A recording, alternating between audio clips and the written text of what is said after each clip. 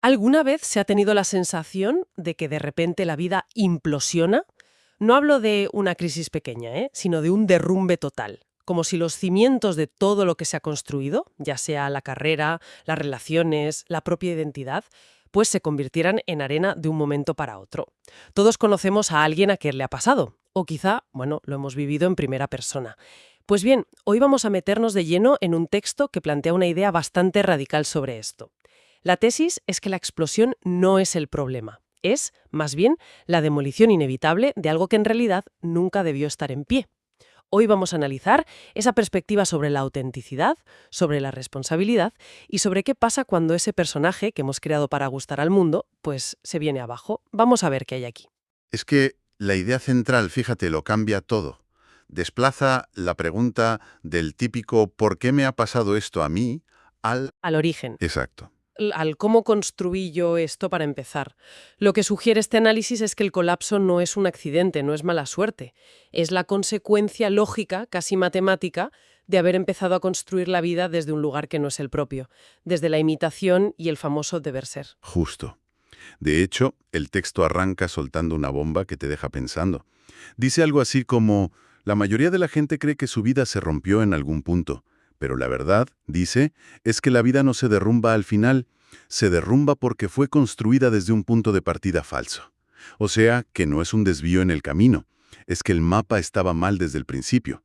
Se nos educa, y esto es una cita, en la imitación, en la complacencia, en el parecer. Fíjate que lo provocador aquí es que sitúa lo falso en el origen, no como una consecuencia de malas decisiones que se toman más tarde. Pone el foco en la infancia, en la adolescencia.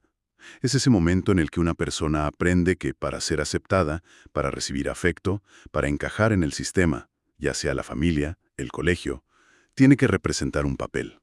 El niño bueno. El niño bueno, la estudiante brillante, el hijo responsable. Se aprende a sostener un personaje, no a descubrir quién se es.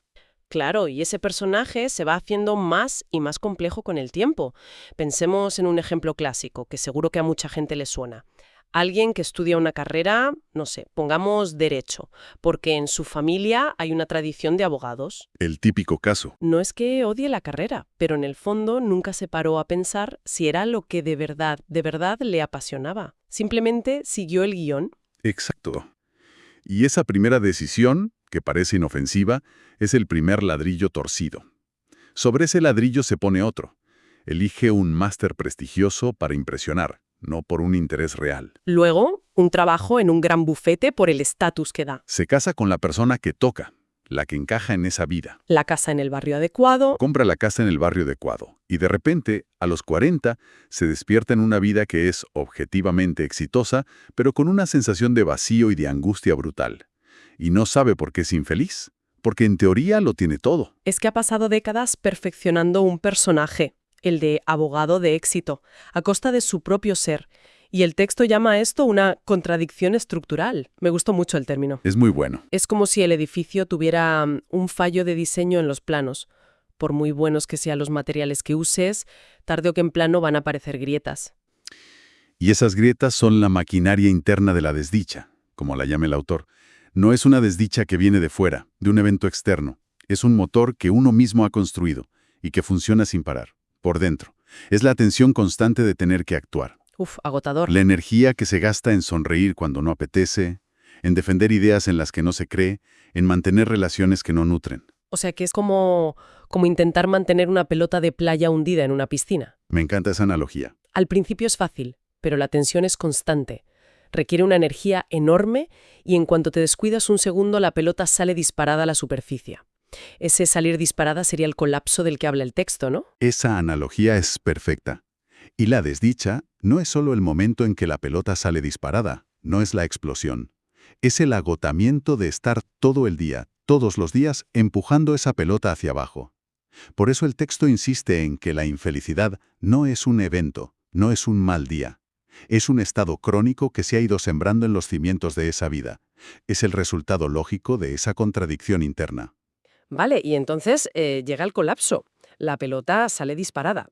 La estructura se viene abajo. Y aquí es donde el análisis se pone, para mí, muy afilado. No se centra tanto en el derrumbe en sí, que lo da por inevitable, sino en la reacción de la persona. Y la califica de infantil. La llama literalmente un berrinche. Sí, y es una palabra fuerte, elegida a propósito, porque describe una reacción que no viene desde la madurez o la autoevaluación, sino desde el ego herido. Es el niño pequeño que patalea cuando le quitan un juguete. Espera. A ver, entiendo el punto, pero ¿no es un poco duro llamarlo berrinche? La persona está sufriendo de verdad. Claro que sufre. Un divorcio, un despido, una depresión, es un dolor muy real. Llamarlo así suena como si se le restara importancia.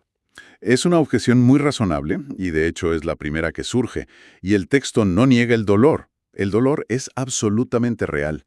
Lo que señala como berrinche no es el dolor en sí, sino el discurso que se construye alrededor de ese dolor. Es la narrativa de la víctima. Ah, las quejas que todos hemos oído o incluso dicho. ¿Por qué me pasa esto a mí? No es justo. Después de todo lo que he hecho, alguien me ha hecho daño. Es una externalización completa de la responsabilidad. La causa del dolor siempre está afuera. Entiendo. No es el ay cómo duele, sino el ay lo que me han hecho.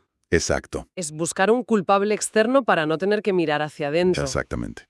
Y es aquí donde el texto introduce una de sus metáforas más potentes, que ¿Qué es, es un dice, el individuo fabrica la tormenta y luego exige sol. Es una imagen, bueno. Reconoce que la persona no era consciente de que estaba fabricando la tormenta. Nuestro abogado del ejemplo no se levantaba por la mañana pensando, voy a tomar otra decisión inauténtica para ser infeliz en 10 años. Lo hacía de forma inconsciente, para sobrevivir, para ser aceptado. Pero, y este es el punto clave, la inconsciencia no anula la autoría. El texto lo dice de una forma muy directa.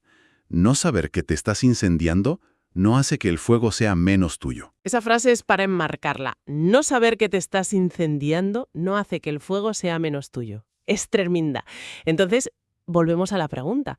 ¿Por qué esa reacción? ¿Por qué el berrinche y no la introspección? Parece que hay algo muy profundo ahí, una razón muy poderosa para no querer mirar hacia adentro. La hay.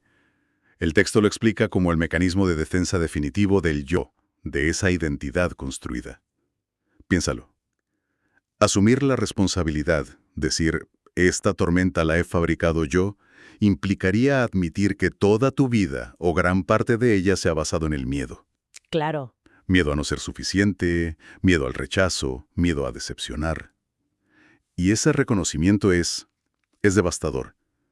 Sería admitir que la identidad que has construido con tanto esfuerzo, el abogado brillante, la madre perfecta, el artista bohemio, es una farsa. Y eso, para el yo, es la aniquilación. Claro, es mucho más fácil declararse víctima de un huracán que admitir que has pasado años sembrando el viento. El victimismo es un refugio. El mejor de los refugios. El texto lo llama la manta psicológica que cubre la verdad. Es cálida, es cómoda.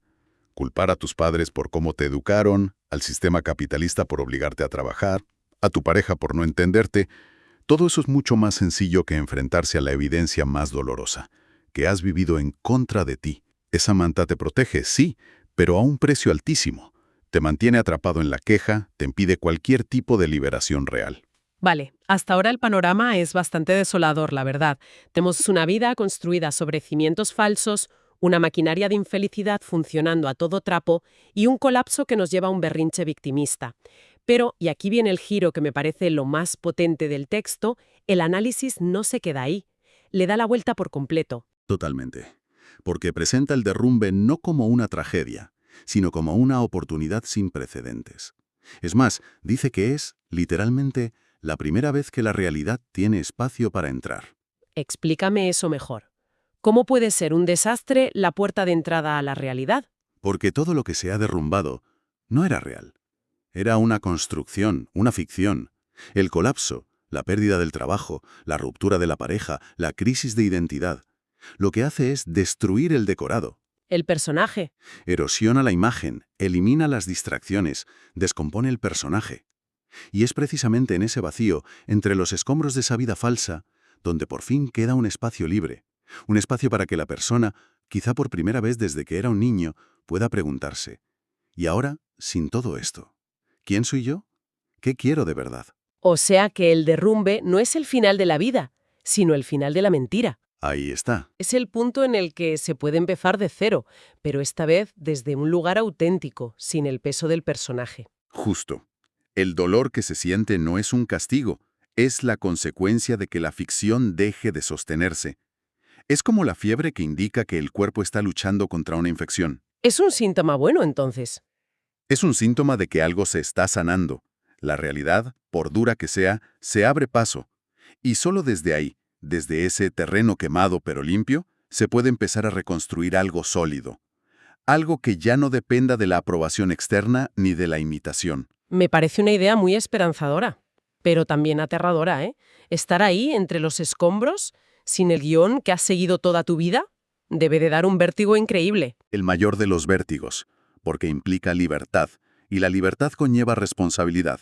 Y esto nos lleva directamente a la conclusión del texto, que es la idea central y seguramente la más difícil de tragar. La responsabilidad.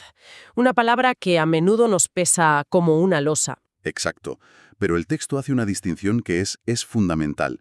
No habla de culpa, habla de lucidez. La culpa es una emoción inútil, te ancla en el pasado, te avergüenza, te paraliza. La lucidez, en cambio, es una herramienta de poder, te permite ver con claridad el presente para poder construir un futuro diferente. A ver, ¿cómo se diferencia eso en la práctica? Si asumo la responsabilidad por mi vida infeliz, no es lo mismo que decir que es mi culpa. Mucha gente se resiste a eso. No, no es lo mismo. La culpa dice, soy una mala persona por haber hecho esto. La lucidez dice, tomé estas decisiones desde un lugar de inconsciencia y miedo, y me llevaron a este resultado. Ahora que lo veo, puedo tomar otras. El texto no ignora los condicionamientos. Por supuesto que la infancia, la educación, las heridas, todo eso influye y nos empuja en ciertas direcciones. Pero, y esto es lo crucial, la estructura interna desde la que se experimenta la vida, esa es exclusivamente propia. Nadie puede elegir por ti desde dónde vives, desde el miedo o desde la autenticidad. Es un cambio de perspectiva brutal. Es pasar del me hicieron esto al yo permití esto o yo elegí esto, aunque no me diera cuenta. Es abandonar el papel de víctima para asumir el de protagonista, con todo lo que eso implica, incluyendo reconocer los propios errores. Y ahí está la clave de todo. El texto cierra con una imagen final que lo resume a la perfección. Dice que mientras la persona siga protegiéndose detrás del berrinche y refugiándose en el victimismo, seguirá siendo un actor secundario en su propia película. Pero el día en que pueda mirar su vida, con todo su desastre, y decir, esto lo hice yo, y decirlo no con vergüenza, no con culpa, sino con la claridad de quien por fin entiende las reglas del juego, ese día, concluye, comenzará a vivir por primera vez. Bueno, haciendo un pequeño repaso, hemos explorado esta idea de que muchos fracasos vitales no son accidentes, sino la demolición programada de una vida construida sobre cimientos falsos. Hemos visto cómo funciona el berrinche y el victimismo como un refugio psicológico, y lo más importante, cómo ese colapso puede ser la grieta por la que por fin entre la luz de una vida más real. Entonces, ¿qué nos llevamos de todo esto? Lo que propone el texto no es una solución fácil, no hay una lista de 5 pasos para ser auténtico. Es algo mucho más profundo. Es una invitación a un cambio radical de perspectiva, a dejar de buscar culpables fuera y empezar a hacer arqueología dentro de uno mismo, a entender que la responsabilidad, que a menudo vemos como una carga, es en realidad la única herramienta que tenemos para ser libres y cambiar el rumbo. Es recuperar el poder sobre la propia vida. Y escuchando todo esto me surge una última reflexión para que se quede flotando. El texto se centra de una forma muy potente en la responsabilidad individual sobre esa estructura interna. Pero si tantas y tantas vidas, como sugiere el autor, se construyen sobre estos cimientos falsos, ¿qué nos dice eso sobre las estructuras sociales y culturales que nos moldean? ¿Hasta qué punto ese deber ser que nos lleva a crear personajes no es un fallo del individuo, sino del propio sistema que nos educa para encajar en lugar de para ser?